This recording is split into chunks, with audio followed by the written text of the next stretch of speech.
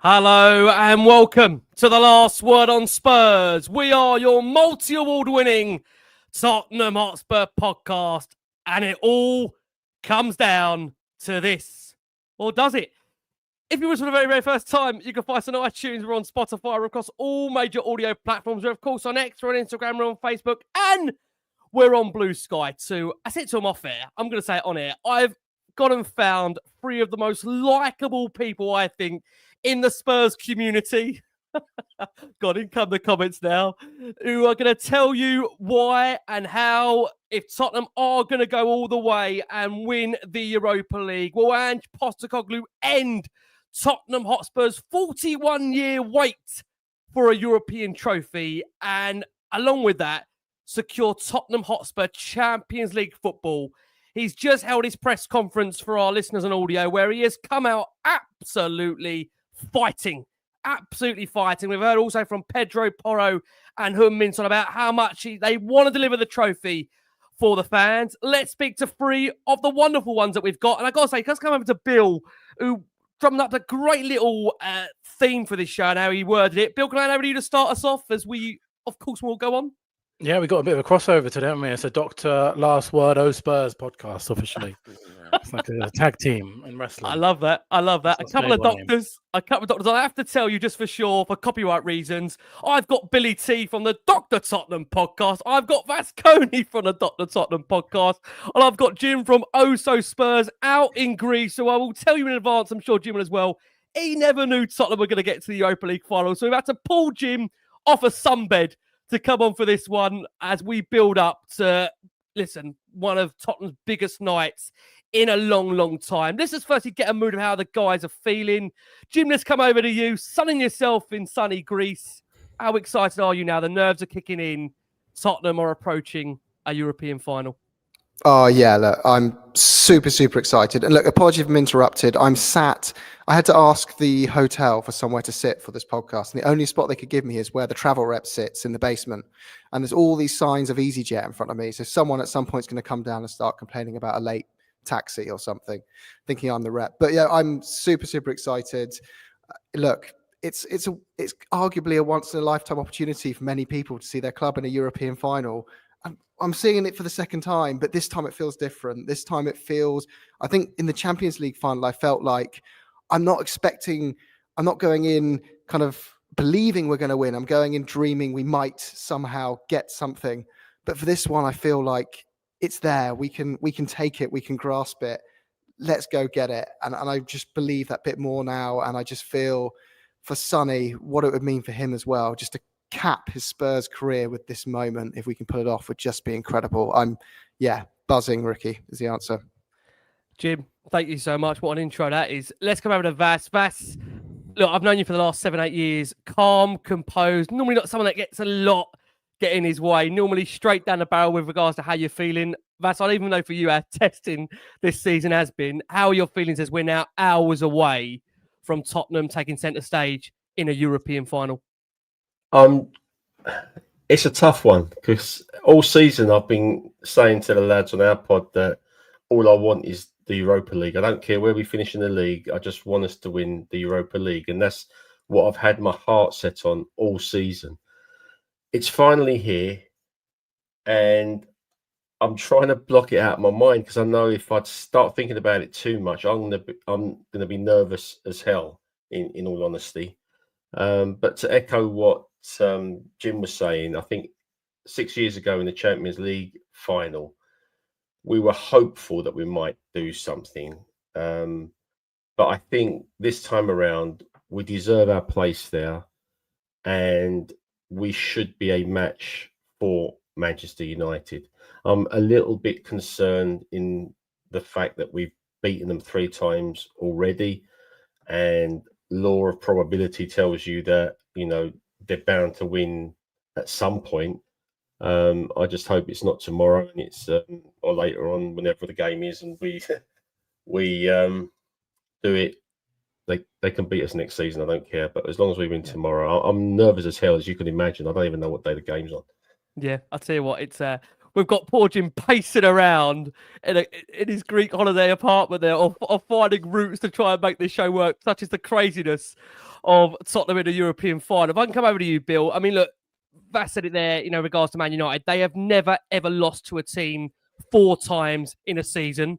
But Spurs have been used to breaking records under Ange Postecoglou. Let's be honest about it. We've been used to breaking records with him all season. Admittedly not the right ones, but it's a chance to really bring a positive one to there. And when you also include in the fact, we see the likes of Newcastle, a 70-year wait for a trophy, come to an end. Bologna, 51 years, their trophy wait came to an end. Harry Kane, 31-year wait, his trophy came to an end. Crystal Palace, 31-year wait for them, their trophy came to an end. 17 years, but we've waited. Is this going to finally be Tottenham's moment?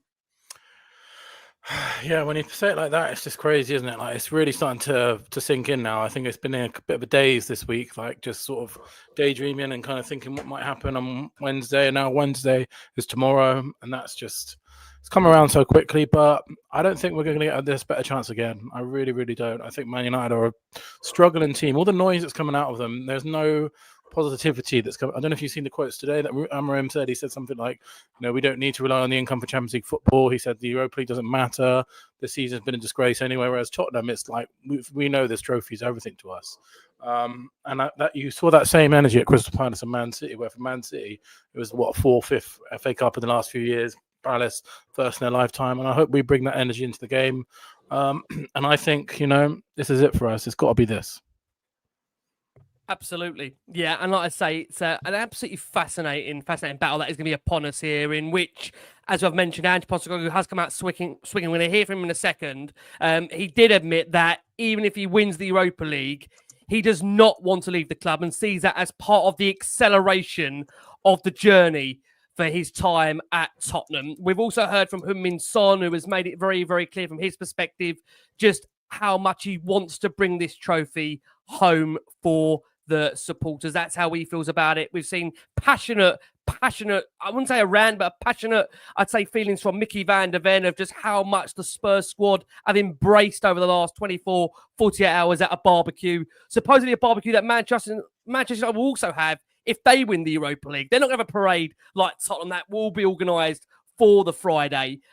We have to get, I think, some reaction from Ange Postecoglou, who, as I mentioned, came out absolutely fighting in his pre-match press conference. And one question irked him in particular. Let's hear from Ange, and we're going to come on the back of what Ange said to one of the journalists from that presser. Hi, Ange. If you win tomorrow night, this is going to be remembered as one of the best seasons in the club's modern history. But kind of conversely, if you lose, it might be remembered for one of the worst league seasons in the club's modern history.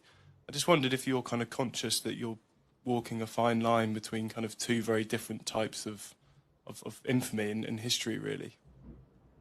That depends on your outlook, Dan, but I'll tell you one thing, irrespective of tomorrow, I'm not a clown.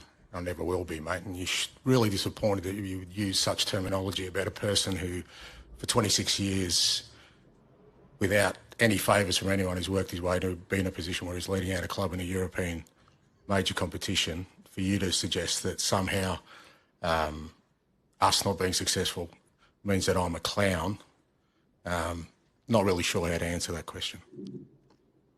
Good evening. Hi, Ange.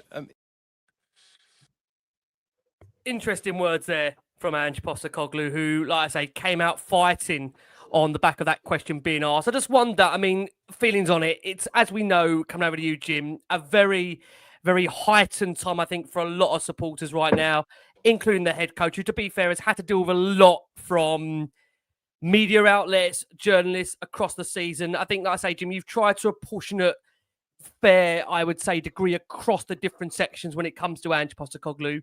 What were your takeaways from a pretty passionate press conference from Ange Postecoglou, where we'll come into the latter part of it, where he insists that if he was to win the Europa League, he sees that as part of the acceleration of his journey at Tottenham?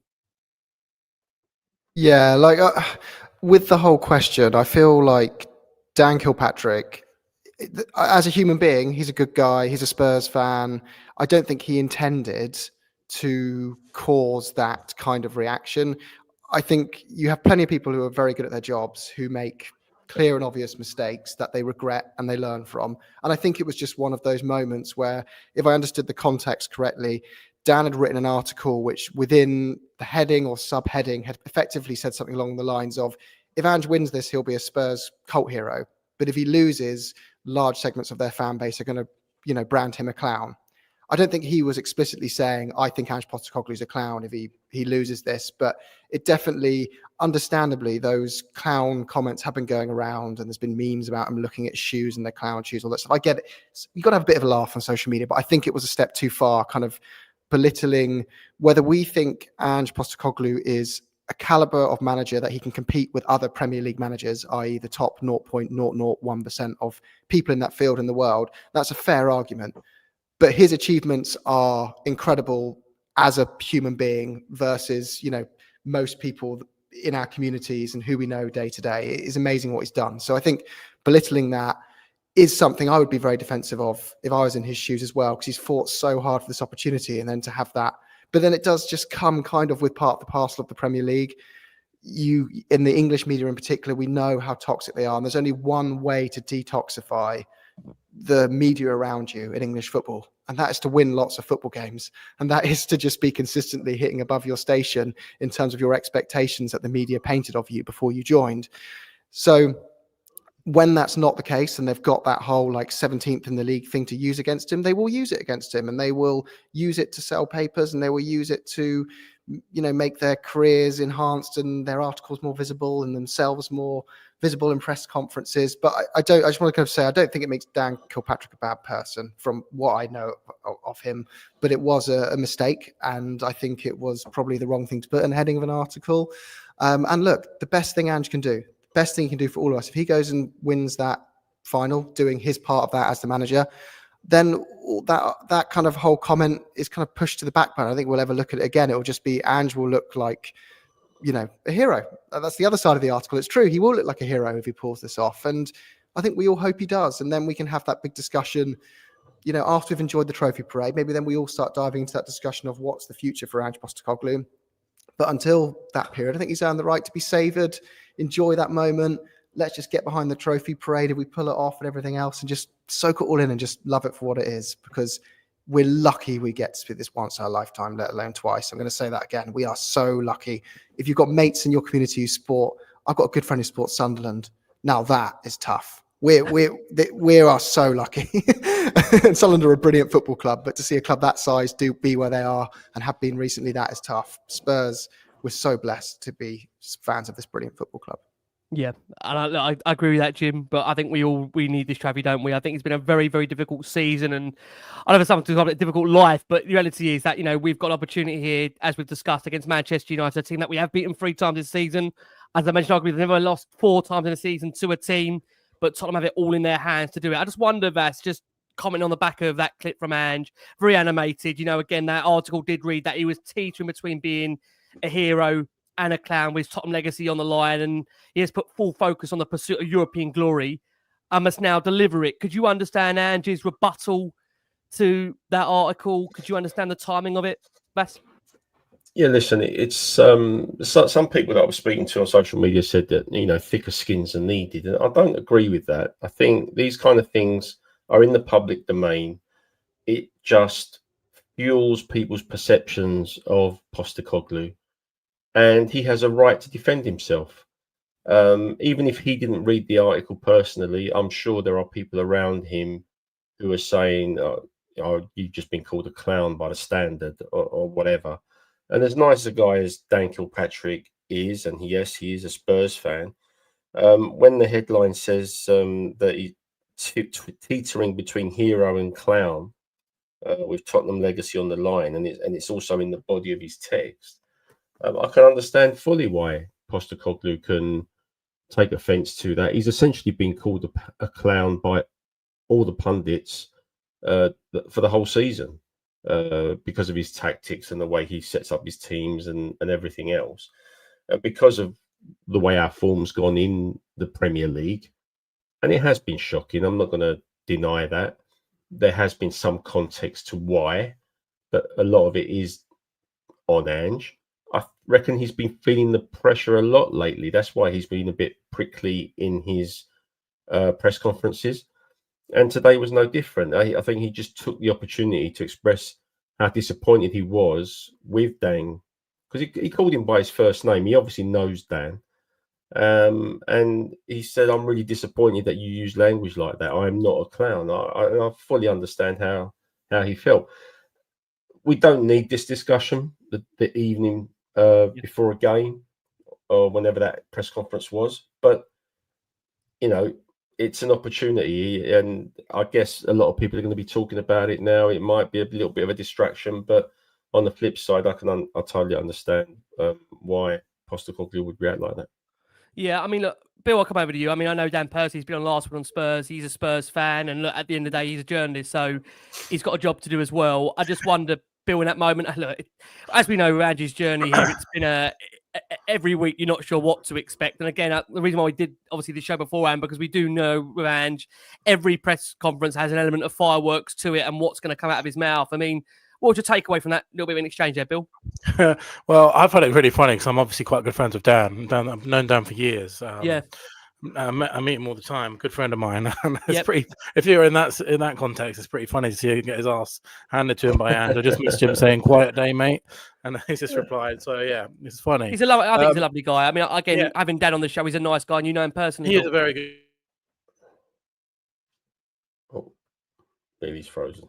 And Billy's frozen just as he was about to unlaunch there. We'll get Billy's thoughts if we can get him back in a second on that point. I tell you what, whilst we do let Billy come back into focus, let's actually hear from Ange directly, who was speaking to Spurs official on the build-up to arriving at the stadium, and then we'll try back and get Billy's thoughts on what he made of that overall exchange. Let's hear from Ange. Ange, how you feeling? Yeah, good. Obviously, got in a little bit earlier than normally for the European fixture, and boys are settled in well, and we kind of understand the assignment, and I think for the lads have been pretty focused throughout this European campaign, and as I said, we've had a good build up in the last couple of days training, and I think the boys are ready to go. I said have a training run, sort of check the stadium out of the pitch, and good afternoon. And I guess the important question in terms of the team news, any change from the last game? No, not really. I think sort of same players available, and good thing is everyone got through sort of Friday's game okay, and everyone else ready to go. Lovely to see that a lot of the lads that have been involved over the course of the journey that may not be involved, obviously, in terms of the squad on the night, are able to travel.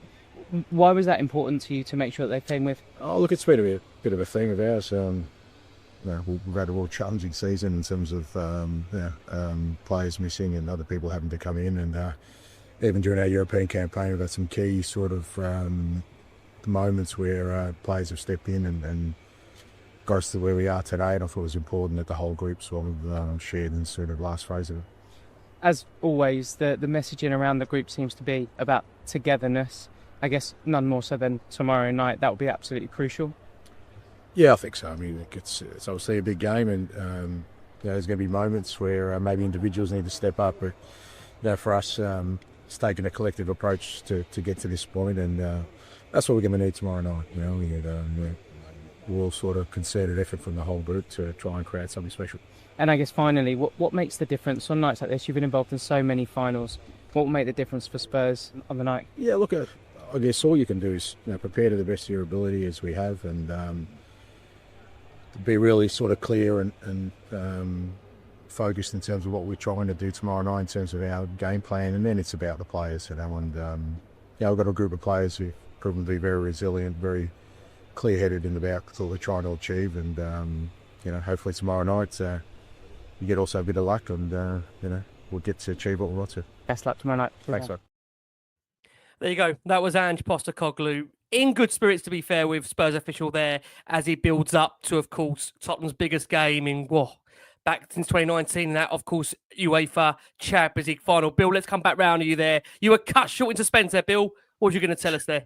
Yes, mate. I was just going to say, anyone that's followed Dan, he's been doing the Spurs beat for about 10 years now, I think. He's not like a sensationalist journalist. I just think in this situation it's been taken, and it is pretty funny that Andrew's called him out for it, and fair play. So I just think it's funny. And I just wanted to say there's only one clown at this football club, and that's our owner. So there you go. Bill, we will move swiftly on. I think, like I say, I mean, one thing I will come back to on the end of the show is obviously Ange's comments on what does happen potentially if, it's not an if, we are going to win it, aren't we? We're going to win the Europa League. We have to try and manifest this, as I've been told from Lee McQueen. The big news, I think, Jim, going into, obviously, was the game itself is the availability of Lucas Moura, which, to be fair, Ange has remained consistently all along that Lucas Moura is not available for the game, despite, like I say, suggestions. I know I've said it, that I've heard that he's been individually training. There's been obviously images that have come out in the last 12, 24 hours where he wasn't featured in the opening training that took place in Bilbao. He was seen on the sidelines, actually alongside James Maddison, which does seem to indicate by the fact that he's not been involved in the open training, but has travelled. It would feel now a bit of a miraculous, you'd say, I wouldn't use the word comeback, but a miraculous kind of turn of events if Lucas Bergvall ends up featuring for Tottenham in this Europa League final. Or are you going to tell me, Jim, don't believe anything Ange Postecoglou says? Because every time we've been told a player's gone down for a knock, it's been quite a worse situation. Although, admittedly, I will just say that we have had confirmation that Pat Matasar is available for Tottenham and will be part of the squad for, of course, this Europa League final. What do you think of it, Jim, overall? Yeah, well, you said Lucas Moura there, Ricky. So Lucas I'm Moura, hoping sorry. if we can bring in the form where he left off at Ajax, I'm all in. That would be an incredible. That would be an incredible turn of events completely if it's Lucas Moura on the field. My God, what are we doing? You can go on the bench. Back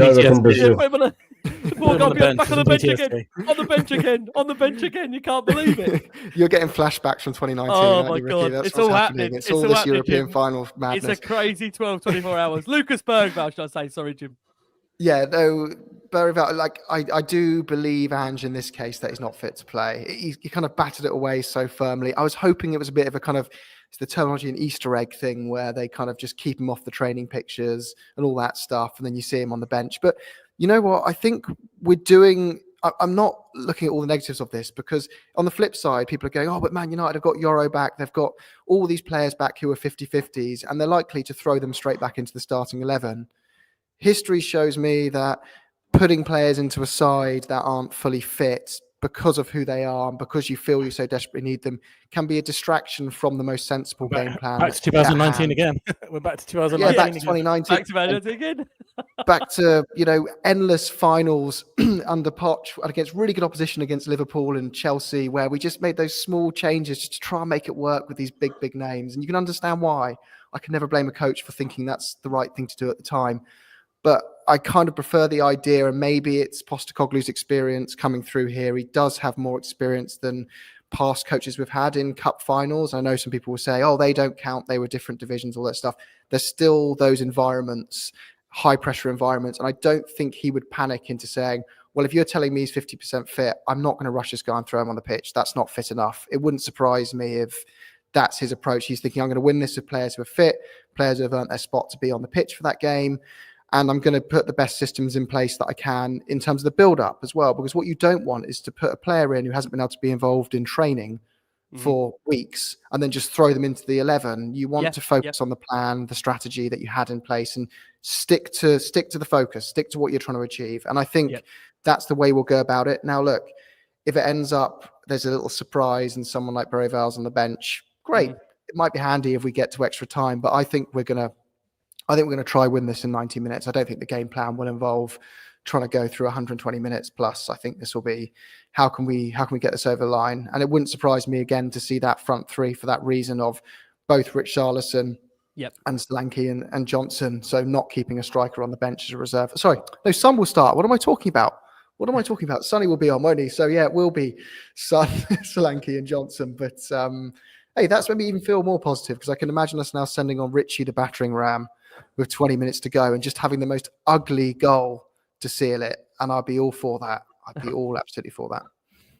I love that. I mean, Vass, do you share Jim's thoughts there, the same on Lucas Bergvall, not Lucas Moura? I mean, do you think there's any chance Bergvall still features, or do you think that's pretty much killed it off now by the fact not involved in open training, watching it from the sidelines, and Ange once again reaffirming it from a third time in the space of 7 days, he is not available to play? Yeah, I don't think he'll play tomorrow.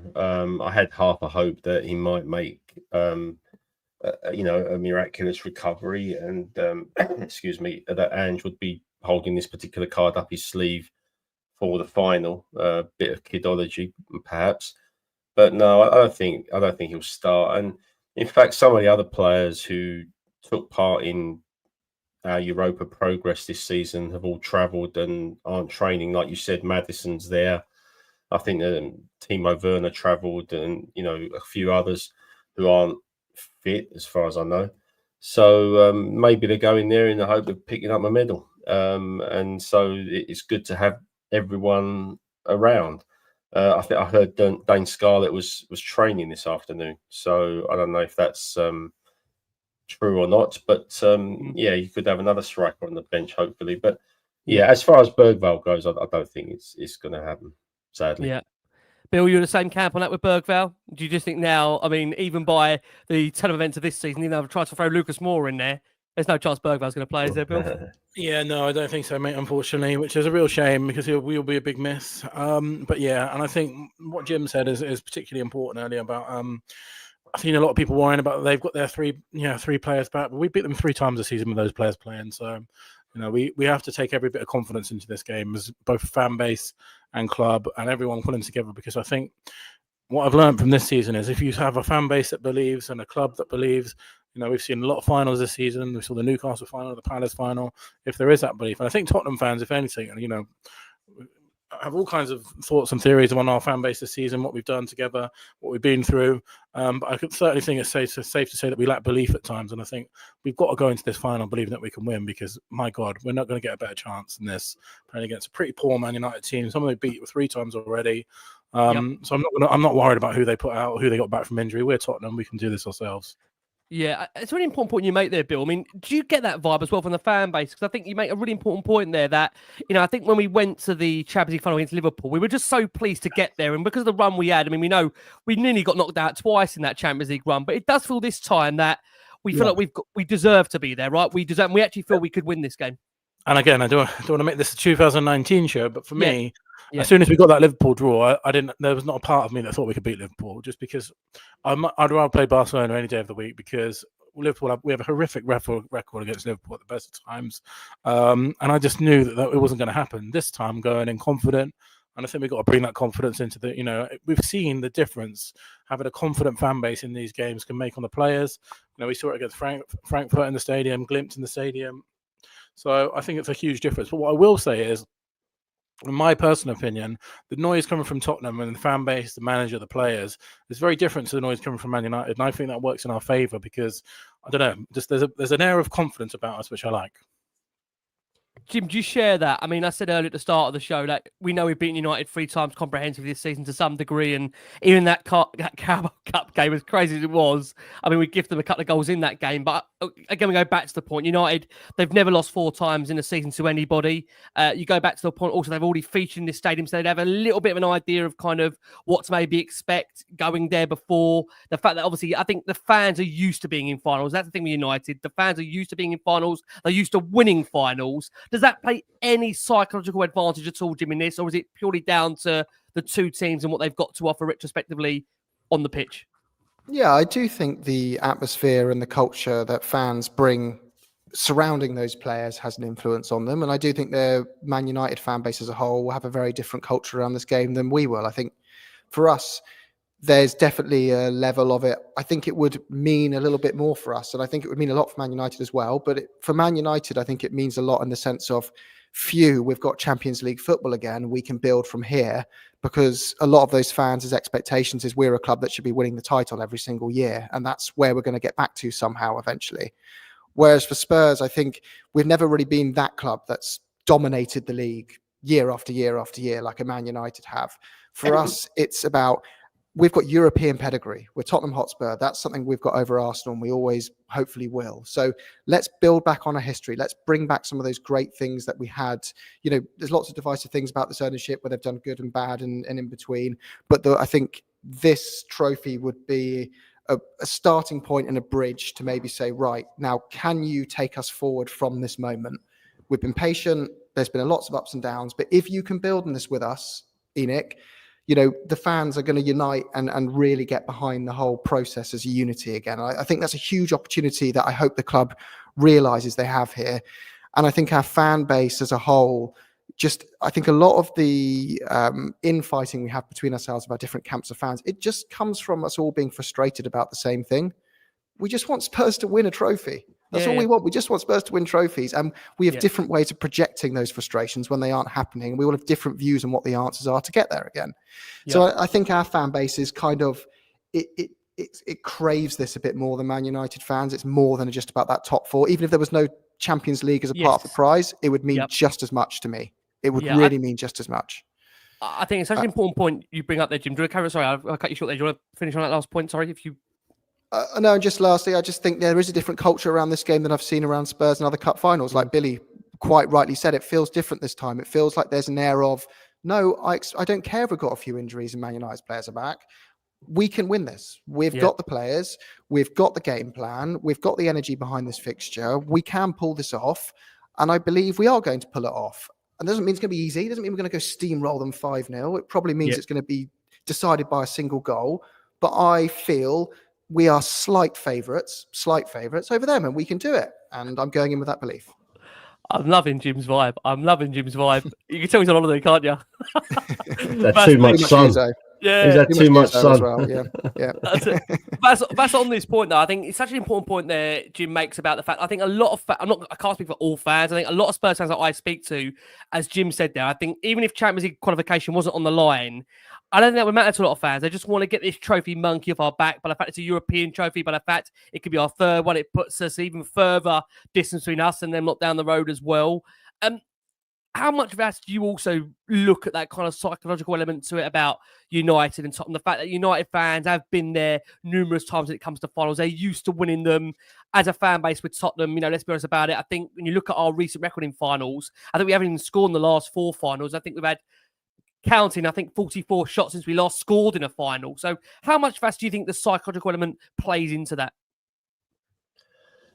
I don't think it does, because this is a new crop of players and a new manager. And likewise for Man United, they've got a new manager. It's a different...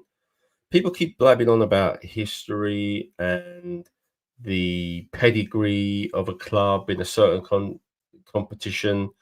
I mean, we've got a better European history than Arsenal, right? So if we was in the final with Arsenal right now, would that mean that we would be favourites because we got a better European history? I think it all goes out the window. It's a game on a single day, and if anything, as Jim was saying, I think the Spurs players want it more because, or I hope they do anyway, because it is a trophy, and this is what we have clearly been building towards this season. I think once the form in the Premier League was gone, it was natural and possibly right that we turn our attentions to the Europa League, and for that reason we may be more focused on winning it. I mean, there's no guarantees, obviously. Man United are a good side and they're going to give us a good game, and it's going to be difficult.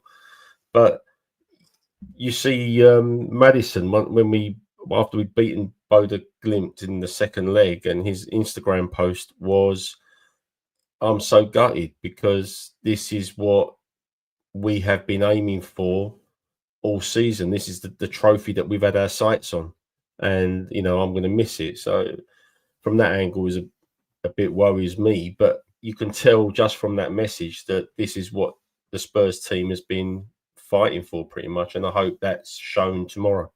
Yeah, I do agree. Look, we're going to go for our next break of the show. Let's hear from the captain that is expected to lead Tottenham into that European final, a man that has suffered heartbreak on a couple of occasions when it comes to the big stage with Tottenham, and a man that is absolutely desperate for a trophy, and says himself he will not consider himself a Tottenham legend until he does win a trophy. He hopes it's this one. Let's hear from Spurs captain Heung-Min Son. Skipper, Sonny, this feels really special. Just tell me what emotions you're feeling as you've arrived to the stadium. It's my first time here, first of all, and it's a beautiful stadium, and tomorrow I hope you can see all the white things. How are the boys feeling? What's the atmosphere been like? Yeah, it's very, very good. Everybody's very excited. Everybody is also very calm. That everybody is preparing that in the way that we have to. So yeah, obviously we will see that in the training how the boys are feeling, and obviously you can see it. But I mean, everybody's so excited and everybody's can't wait for this game. It's so difficult to compare to the various finals that you've played over the years. But when you look at the way that you've prepared for this, does it feel different?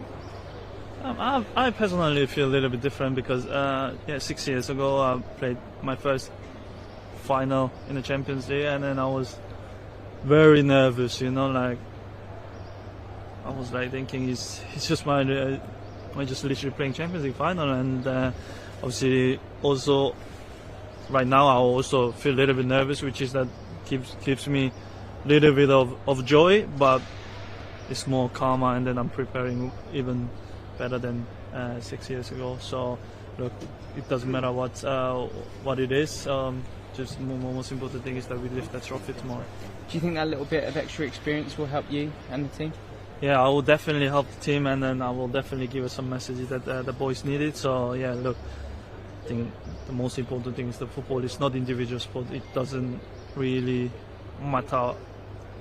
You have to give a little bit of the selfishness, and has to be everybody together. So yeah, I can't wait to the game goes on. So yeah, let's just do it.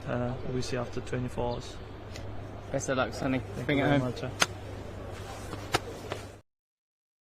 So there you go. That is Captain Heung-Min Son, who says on what winning the trophy would mean for the football club and for him personally, that we always say the first step is the hardest. If we can win that trophy, we can change the mentality at the club and compete for more.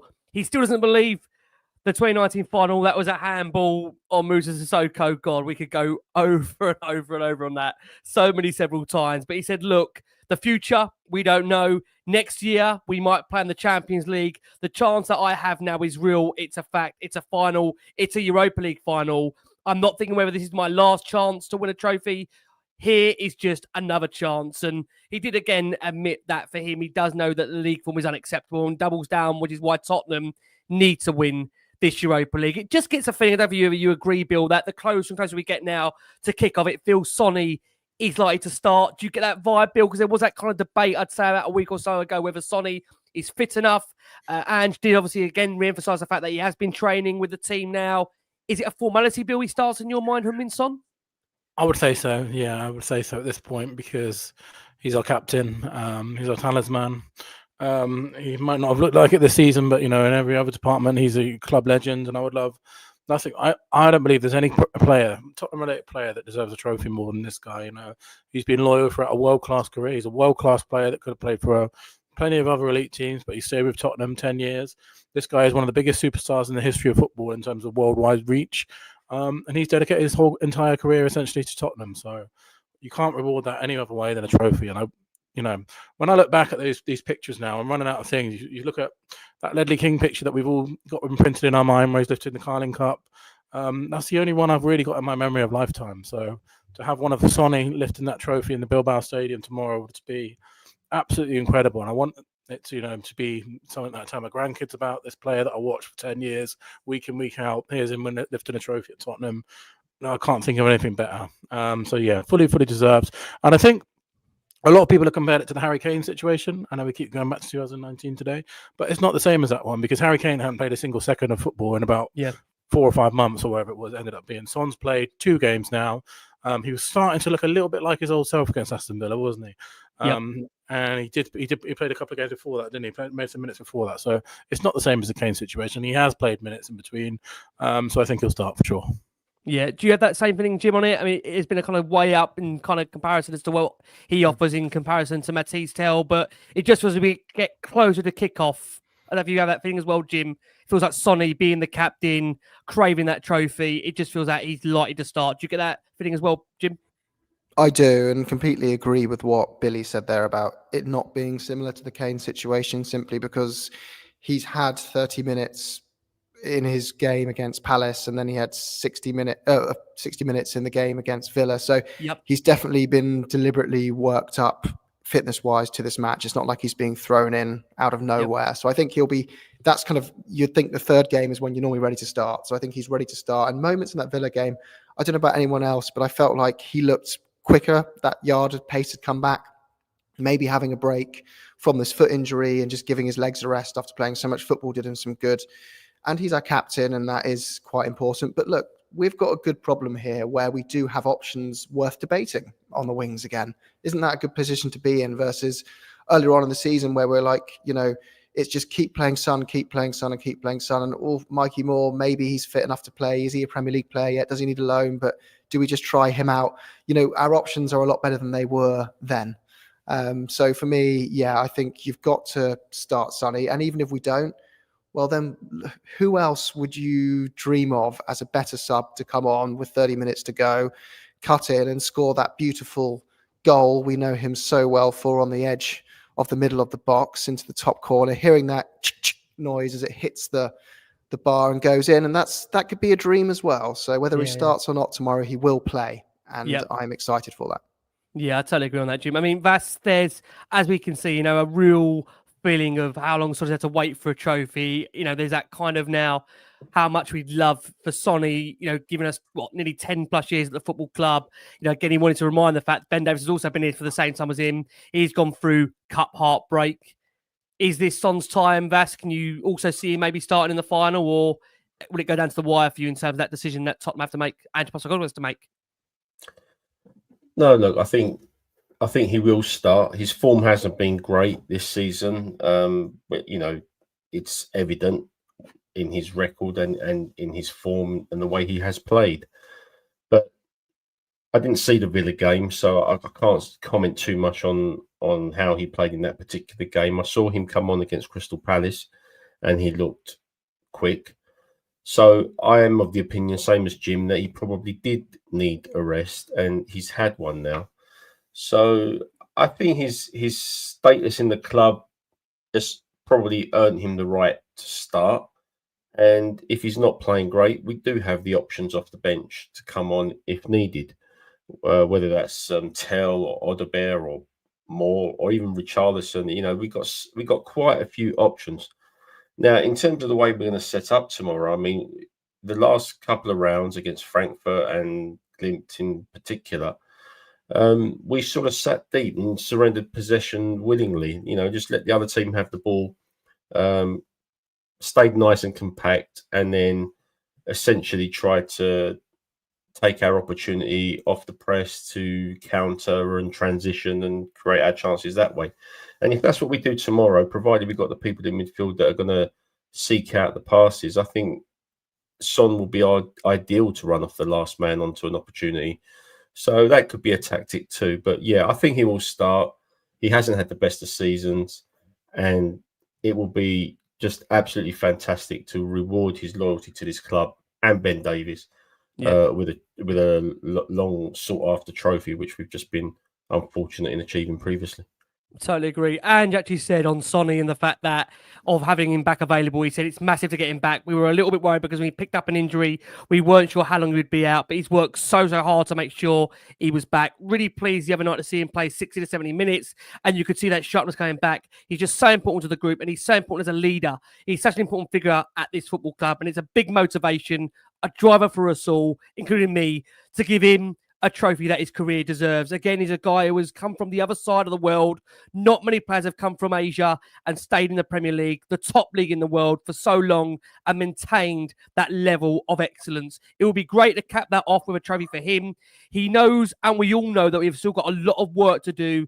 He's been in this position before, obviously in the Champions League final, so he has that experience, and I'm sure he will pass that on to the players. Talking about players, we're going to finally hear from Pedro Porro, who gives his thoughts on how big the final is for him back in his home region. And we are then looking to have the final debate on this show. Let's hear from Spurs' fullback, Pedro Porro. Pedro, thanks for joining us. How does it feel when you look out at the stadium and know that you're about to be a part of a European final? I know this stadium. I played here before with Girona and Valladolid. This stadium is unbelievable. I think for me, two free stadium in Spain is the best because it's special. The people here know the special. This San Mamés, but I think it's unbelievable. And as you come into big games like this, are you someone that feels excited or nervous, calm? What's the emotion that you feel the most? No, the most important for me and for the team is concentrating and focusing in the game. No, the nervous is obviously no in English. Perfect. Is there, but I think the most important is focusing in the game. No. Tell me a little bit about the group. All of the players have travelled out, so you have the whole squad. It's not just the players that are fit enough to take to the field. So you have everyone with you. Have you felt that closeness and that togetherness over the last couple of days? Yeah, of course. This is important. No, every player here is more confident, is more strong. No, every player is important in this Europa League. No, I think it's Phrase, Sonny, Maddison, Lucas. Great job for us in this season in the Europa League. Yeah, this is important for us. Yeah. What do you, as Pedro Porro, need to do come kick-off time? What are you looking to bring on match night? It's a good team. I think it's a good team, no, because I think it's fourth time this season play against Man United, no. But I think it's the most important for the kick-off is focusing and concentrating in us, no. And the energy at the moment, it feels like everyone's excited, but at the same time they have a real focus and a real clarity. What has the manager been saying to you in the build-up to kind of bring that feeling? No, the feeling is that for me and the cafe say for the whole group is confident in us. No, this is the most important because it's big Europa League big career in Europa League in this season. No, and finally this confidence and focus in us. No? And finally, have you allowed yourself to think about what it would be like to lift that trophy? Do you think about that and use that as motivation, or do you save that until the full-time whistle? Yeah, of course, it's important. No, it's my first final Euro in my career. No, I think it's important for us and for me is the same. No, yeah, the most important is for the fans. I think it's an unbelievable job in maybe in the semi-final in Norway, in Germany, in quarters the final. No, I think it's every for me it's every players and all the Spurs fans is important. No, this game. Pedro, wish you best of luck. Good luck, Thank you so much. So there you go. That was Pedro Porro there as we are approaching, of course, for Tottenham, this European final. I'm joined, it's a podcast crossover. I'm joined by Billie T and Vass Koni from the Dr Tottenham pod. We've shifted formation for our listeners on audio. We had Jim playing on a right wing there. We've had to move him back. We've got Vass shifting across to the left. Billie's gone on the right. It's all kicked off in the green room on the back end. And we've got the wonderful Jim from the Oh So Spurs podcast here as we are looking ahead to, for Tottenham, of course, their first European final in just over 6 years, a chance to end a 41-year hurt and bring home a European trophy. That will put Ange Postecoglou in an elite bracket of Tottenham managers that have managed it. And we discussed at the start of the show the fireworks from Ange Postecoglou's presser.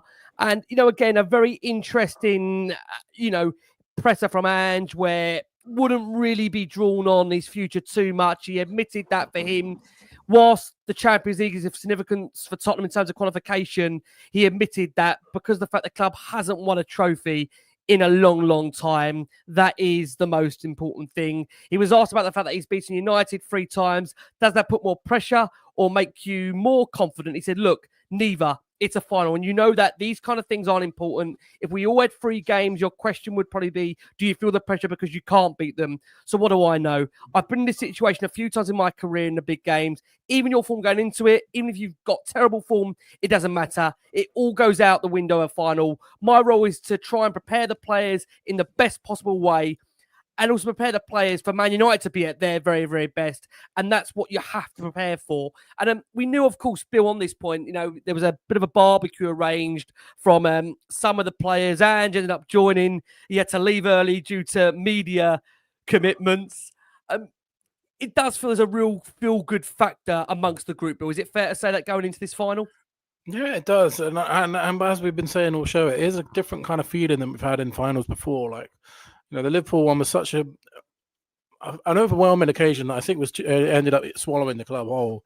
That whole occasion, especially if you do take notice of the rumours that are, apparently of the players falling out and, Poch getting a different flight home and all that kind of stuff. I do think that final maybe consumed the club a bit too much. This one seems to be going in with full confidence, everyone together.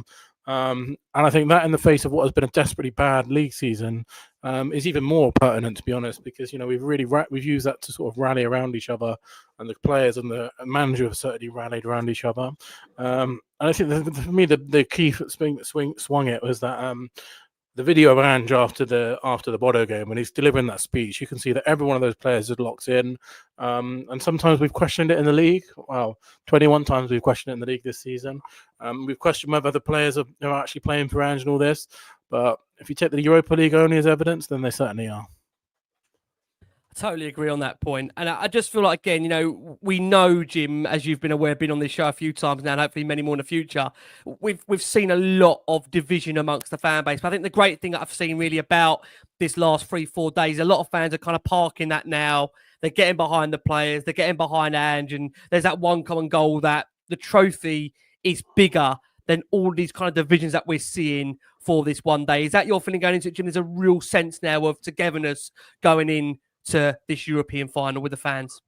Yeah, absolutely. And look, I've had my views been quite public on where I stand with things, but always, 99% of the people who have a different view to me on Ange have always been quite respectful and supportive of him in these kind of moments. And they're all of the same opinion, right? That let's park those conversations for now. Let's pick them up, hopefully, after we've all had a great couple of nights celebrating, and then we reassess things. But ultimately, none of this really is up to us fans anyway. I just hope whatever happens is the club sit down after all this and they do a proper assessment of whether he is the right manager to take us forward, not based on what happened last year in isolation, not based on past achievements he's achieved in the SPL or wherever else, but they solely look down and go, right, let's listen to the feedback. Let's reassess the situation. Is this the right path for us to move forward on? And I think the club will probably, hopefully, do that with their new CEO in charge, who sounds quite sensible. But in answer to your question, yes, I think the fans are unified. There's a spirit behind this. We all want the same thing.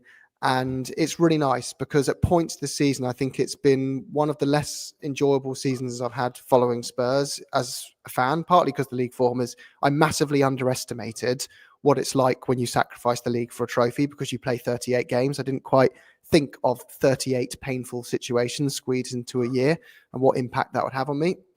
Now I have. Never want to try that again. Never will I say that again. I'd happily throw the league and come 17th for a trophy. But in this situation, I would. This one off, yes. But yeah, I think there's definitely a unity that's building, and it's brilliant. And all for it. And I think that's also come, just from the big voices from groups as well who do want change. They've also, said, this isn't the right moment. Let's enjoy it. And I think that's a really positive thing as well, because it shows we all do want the same common goal. And that's great. Yeah. Just on that point, but I hope you remind me saying this. You are of Greek heritage. I know you're proud. I've been forced into it now. In a 6-year marriage, it feels like a lot longer. Some would say it's attempted murder, but it's joy. I've got 2 beautiful kids. I think we thought we hit the jackpot when Ange came in, and we had that unbelievable start to the season. He was asked about the fact that he's going to be the first Australian, also Greek coach to coach a team in a European final, and how does that feel? And he said, "Look, I'm extremely proud of that because it was kind of what I was saying previously to this that." To be in the position where I come from, I was born in Greece, a very proud Greek. My father made sure that I understood where my roots were and what it means to be Greek. I've carried them throughout my whole life. I grew up in Australia on the other side of the world where, unfortunately, it wasn't a prominent sport. My father, he took me in for his love of football from Greece to Australia. He worked really, really hard, as I've said many, many times. My mum and dad, both of them, they left their home country, their family, everything they knew for their kids, for me. And I hold that dear to my heart. And it's not with me, today, my father, but I know he's with me all the time. So I feel very strongly. I know, for me, I love being Greek. I love being in Greece. It's where I'll retire one day. And I love that I grew up in a country, even in Australia, where football wasn't a big sport. When you grew up in Australia, you also have to have that attitude when it comes to sport. You're taking anyone. It doesn't matter how big or small they are. And I'm proud of my roots in both. He really has doubled down that, hasn't he? That he loves almost that kind of underdog mentality.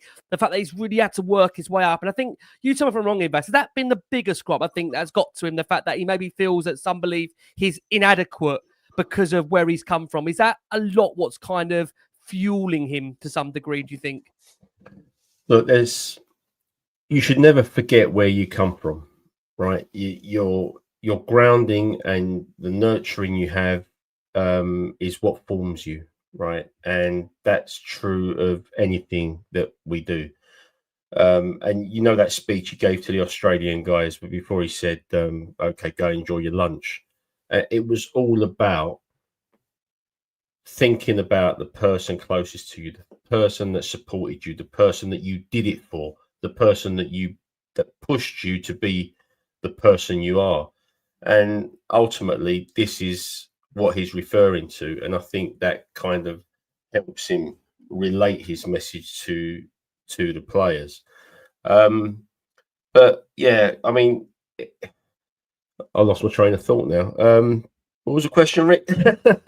I mean, just that point about the fact where he's come from has really, to some ways, I think fueled him to get to where he's got to now, being in the European final at Tottenham. Yeah, absolutely. And you got to think, I mean, I know he's copped a lot of stick because he hasn't done it in the big leagues and he's done it in all these Mickey Mouse places and everything else. But it's really tough for an Australian to eventually end up in the Premier League, whether as a player or as a manager.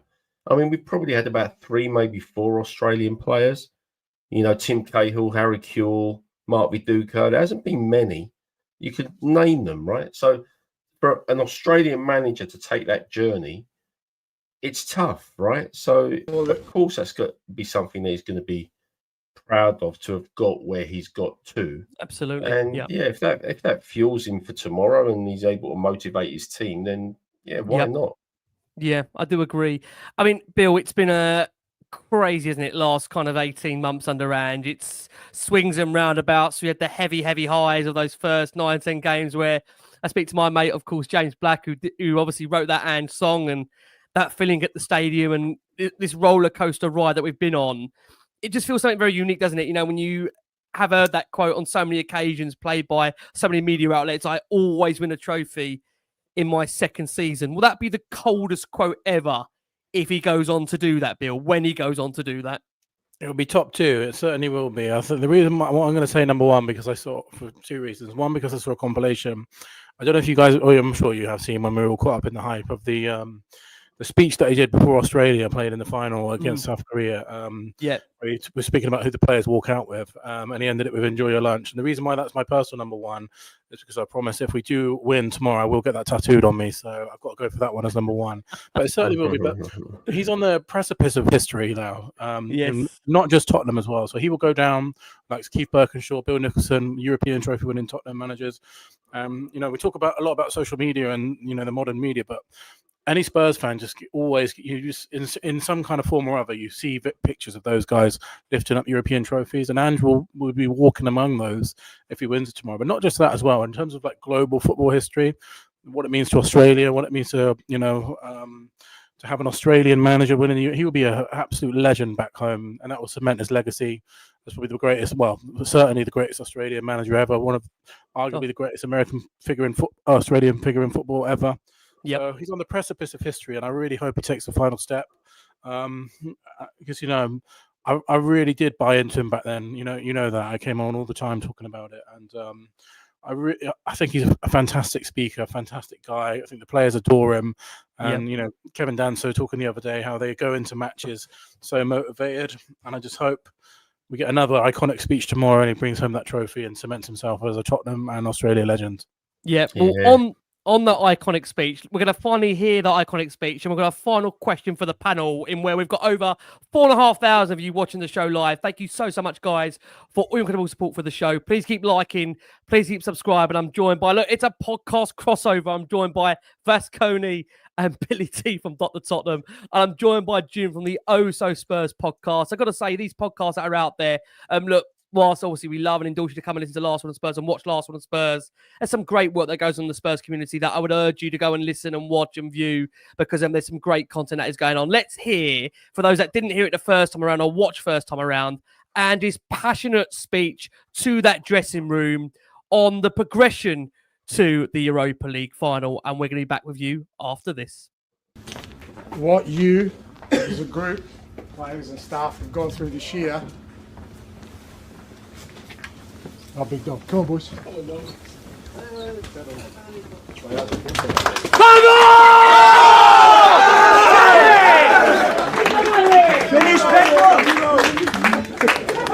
hey!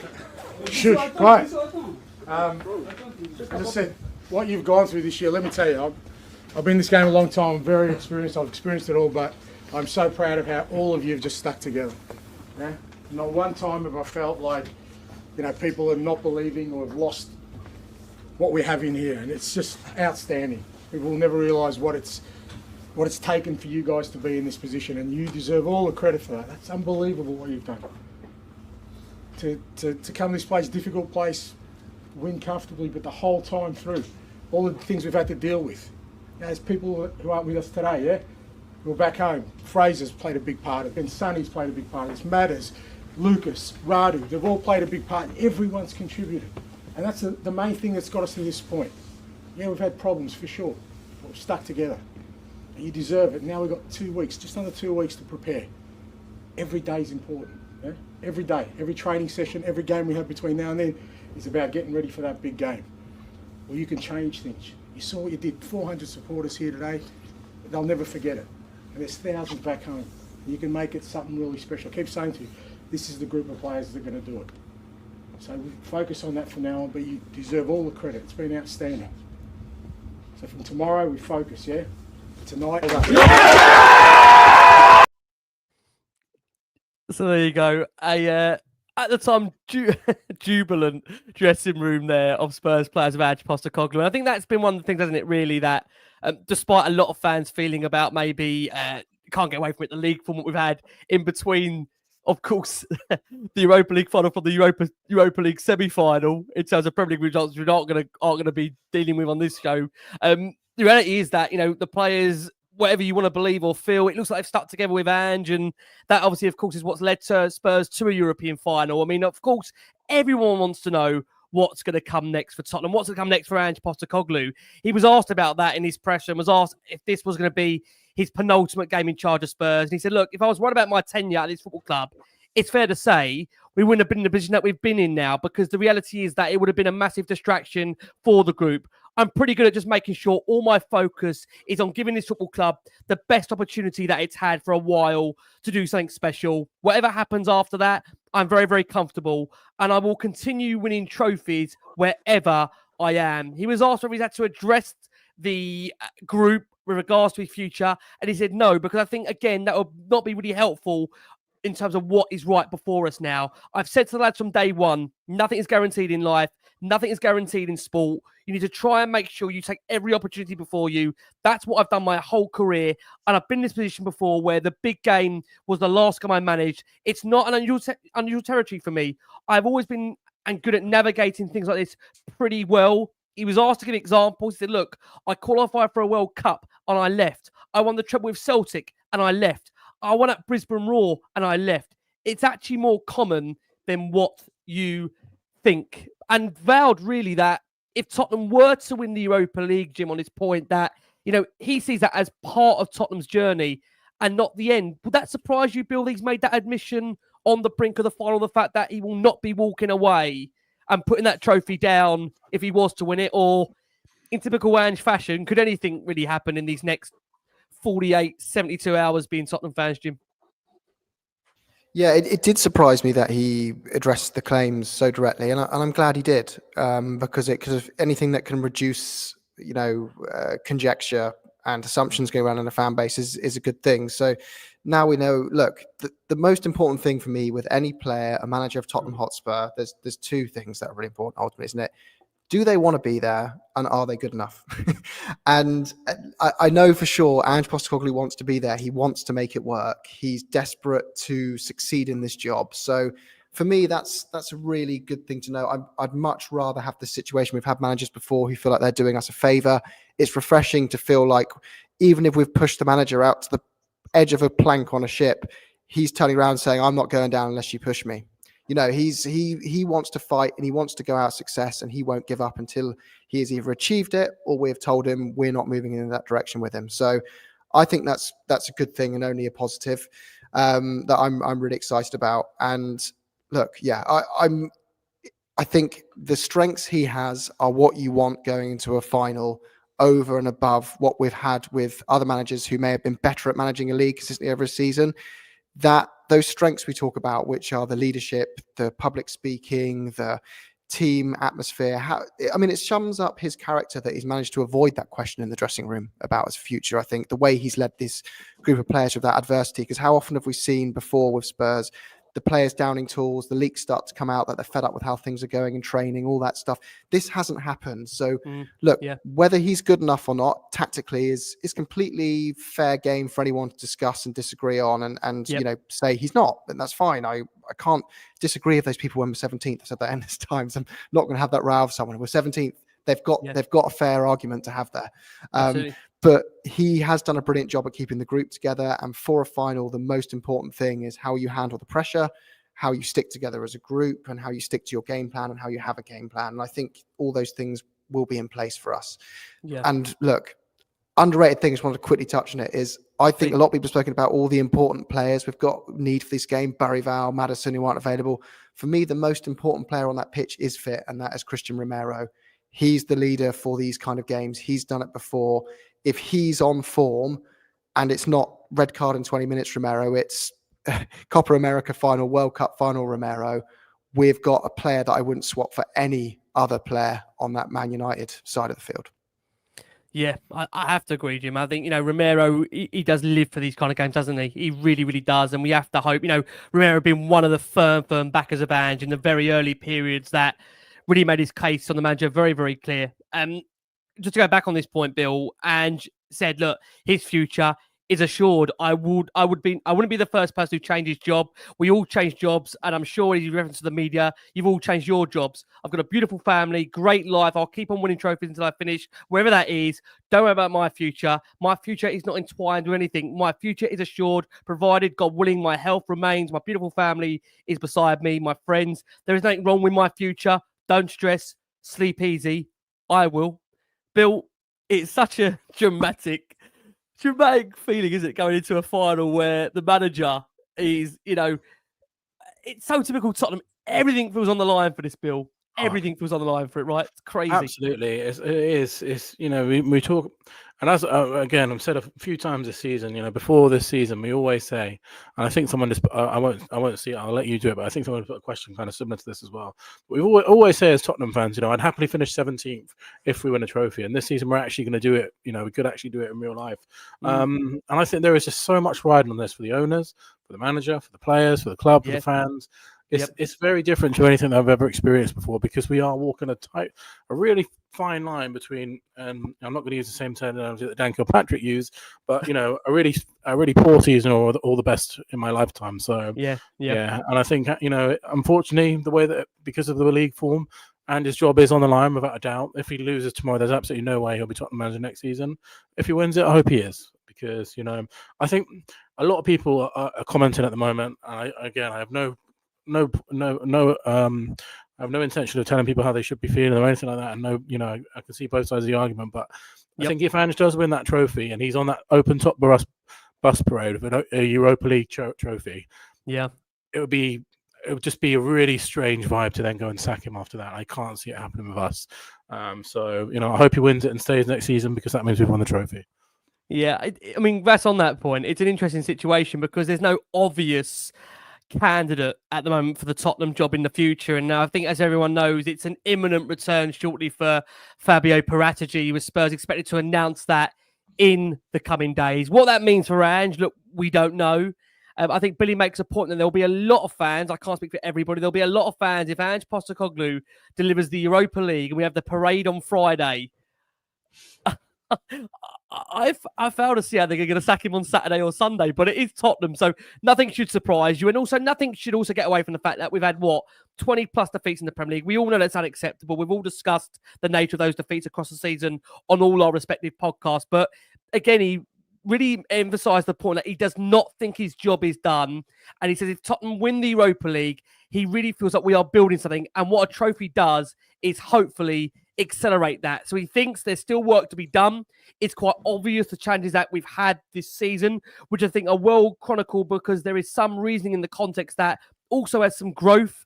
And I would like to see that through. Whether that happens or not is not the most important thing right now. But I think the job is far from finished. And I certainly feel there is growth there that we can take this club to where it needs to be. What did you make of that admittance there, or admission from Vass in that press conference?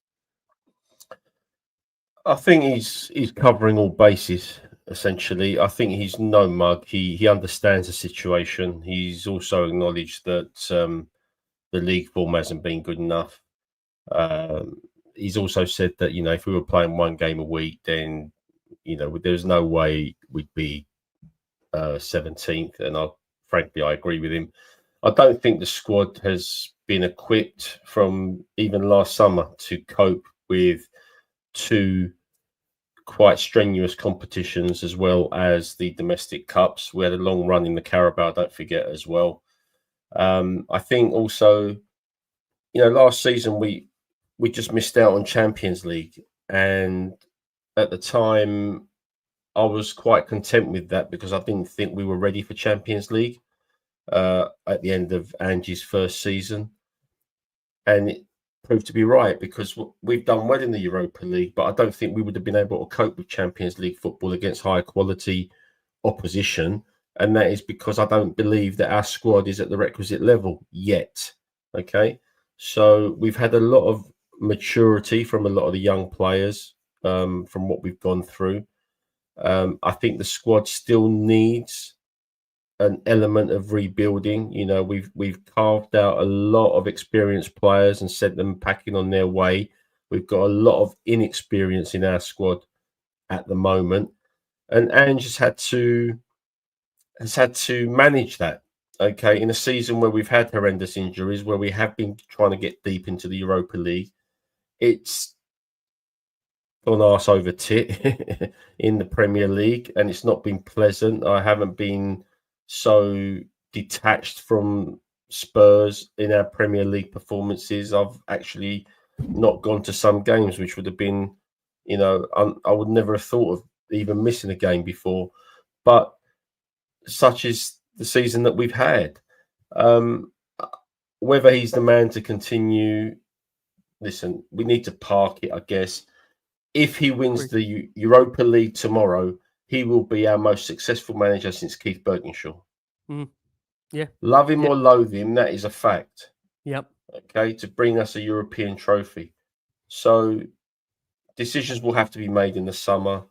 And, if he buys himself some more time, then maybe with changes in the club behind and the way we do our recruitment and everything else, we could possibly see some uptick at the start of next season.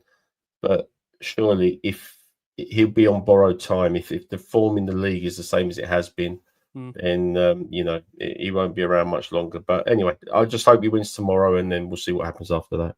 Yep. Look, we are looking to close this show. Sean says here, question for the panel, would you have been happy at the start of the season with Champions League qualification and a trophy? I think we all would have been happy with Champions League qualification and a trophy.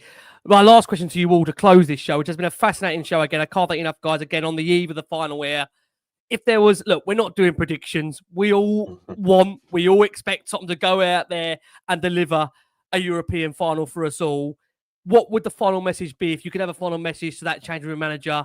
Jim, what would you say if you had the opportunity to speak to the players ahead of this game? Oh, gosh, that's a tough one. Wow.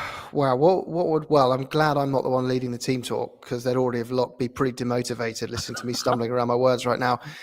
I think if I was them, I would just be saying what Ange has told them to do all season, which is this is no different to any other game. Just not in the Premier League, Jim. Just in the Europa League. Yeah. True. Just not the Premier League, yeah. But ignore the clock. Heard all these things before. You've got 90 minutes, but don't think about that. You just play the best you can within that time frame. Don't fret about who this opposition is in their history. Focus on you and yourself. You're doing this for those people who have helped get you in this position that you're in today. I'd stick with what he's stuck with the whole way through in terms of that being his clear message. That may not have got us through those league games, but that's for loads of reasons, not just, that's for tons of reasons. He has kept this group of players by having principles that they're all bought into and all stuck with. So I think he'll just stick to those core principles, the bigger picture reason, what they're all in this for, how much this means for the club, for all those other people that are injured on the bench. It's for them as well. It's for their parents. It's for their uncles, sisters, pet dogs, whoever it is, anyone who's contributed to helping them emotionally, financially, whatever it is to get there. And as we're not doing predictions, 1-0 Spurs. Thank you so much. I want to go over to Bill. Bill, I always have to reference a tweet. I feel whenever you come on the show so regularly. One of Bill's tweets during the week was, "Has anyone else just constantly pictured the two roads of their potential life after Wednesday, either eternal happiness or never watching football again?" Bill, it's got to be the first option, hasn't it? What would be your message, Bill, to a lot of people that love, conveying with you, interacting with you on X, and that feeling going into the final? It's so much running on it, isn't it? It's such a big, big game for the football club, for this fan base. It certainly is, mate. And, I've been thinking between those two paths all week, and I will continue. I'll get much sleep tonight, if any at all, and I will dream about those two paths, and I hope to walk down the successful one with you all tomorrow. A simple message for me that I would say, and that is simply enjoy your lunch. Typical Ange fashion signing out. Vass. Oh, listen, we've seen a lot in our last 7-8 years together as Spurs fans, and what we've had to see at this football club. Vass, how much does everyone just need this, Vass? As a fan base, club, we all need this, don't we? This is the thing. I think we United, they want Champions League football, but we need this trophy. We all need this as fans, don't we, from what we've gone through, really? Yeah, absolutely. It's been a long while. What did you say earlier? We had our last 4 finals. We haven't scored a goal, and we've had 44 shots. I mean, yes, yep. Something has to give. I remember. I'm obviously older than you guys. I remember Spurs sort of winning trophies. Early 70s, early 80s, early 90s, and then it all just sort of dried up. So we've got to get back to believing that we can go into these games and come out successful. So yeah, we desperately need it. I think it's overdue. Yep. It doesn't give us a divine right to expect to win. Of course it doesn't. But it puts us in a position to do something. And hopefully these players under this manager will stay together and focused and concentrated in the next 90 minutes, just like they did in the away leg at Frankfurt, just like they did in the away leg at Bodø/Glimt. And hopefully we can get a victory tomorrow. I would have preferred not facing another English club in the final. It just, there's too much familiarity. There's too much stuff that we don't need to deal with. It would have been nice to just go into a Europa League final and play a continental side. But here we are. We've got another English side. We've got history with them, but we just need to park that, leave it in the background. It doesn't matter. Just stay focused for tomorrow and finish the job. That's spot on. It was always going to be the hard way. And to close on Mickey van der Ven, who had a lovely interview, I've got to say, with GQ magazine. And he gave his feelings on the fact of getting Spurs to a final. He said, look, if you join Spurs, people make jokes that you're never going to win a trophy. This group of players and staff want to make sure we change this for the fans and the football club. Mickey, amen. Let's hope we will deliver. Jim, massive thank you. Jim in Greece, bless him. We've brought off the sunbed. Got to plunk him back on it now. And next time we see Jim, Spurs are going to be European champions. Jim, thank you so much. Where can people find the Oh So Spurs podcast, Jim? Thanks, Ricky. Yeah, you can find us on, Spotify, Apple Podcasts, all that stuff. But we're kind of mainly on YouTube these days. Just kind of gravitated towards doing some extra content on there. And yeah, if you want to follow me personally, it's at Jim Oh So Spurs, I think it is on Twitter. But if you just go to my main Oh So Spurs page, I'm linked on the bio there, and I'm on Blue Sky. I'm trying to do both, but you guys know it is managing like 8 platforms is not it's not easy, is it? But yeah, thanks very much for having me on, Ricky. It's been great as always. Jim, been a pleasure. Thank you for getting off the sunbed for us. We're going to plonk you back on it. Vass and Bill, absolute pleasure. Thank you so much. Vass and Bill, hopefully see you in the stadium tonight for our listeners on audio. Bill, thank thank you so much. Really appreciate it. Big Yes, night mate, ahead. and I don't know if you saw, if anyone listening to this today, hopefully saw the tweet from, I think there's a couple of people, a Spurs Army guy who's tweeting about it, Please. about meeting in the South Stand before to build up some atmosphere. I will certainly be there. I think they're going to meet just before the, what time is that? Yeah, 6:45, special screening meet up at the South Stand concourse. I'll be there. Let's put some atmosphere in Tottenham, for those that can't make Bilbao. I look forward to hopefully having sharing a drink with you two guys tomorrow. And Jim, I hope you have a great one in Greece, mate. And let's hope that the next time we all see each other, we'll be European champions. Please, God, wear white, bring your flags, bring your scars, make the noise, build the atmosphere, and in most important of all, create history. Vass, thank you so much. Oh, it's a big next few hours coming, Vass, isn't it? Big few hours coming. Absolutely. Yeah, the biggest.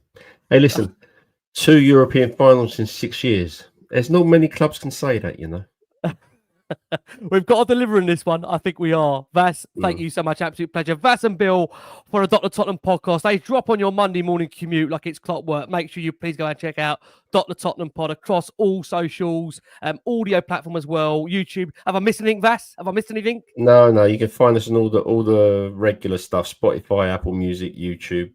Wherever you get your podcasts. Superstar. Vass, Bill, thank you so much. Jim, thank you so much. There you go. The last one on Spurs have had their final word on this. Next time you see us, Tottenham will be, let's hope, European champions. From Jim, from Bill, from Vass, from me, thank you so much for all your incredible support. And as always, come on, you Spurs.